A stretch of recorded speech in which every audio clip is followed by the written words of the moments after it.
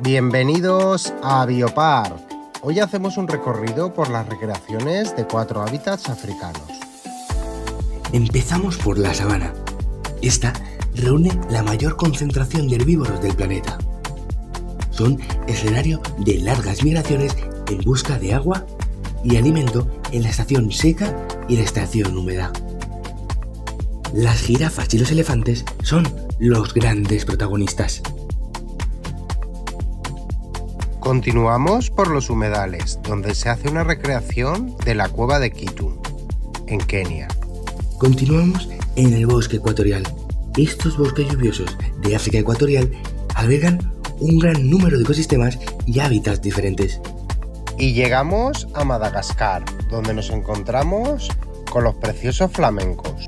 Adentrándonos en la isla de Madagascar, nos encontramos a los lémures.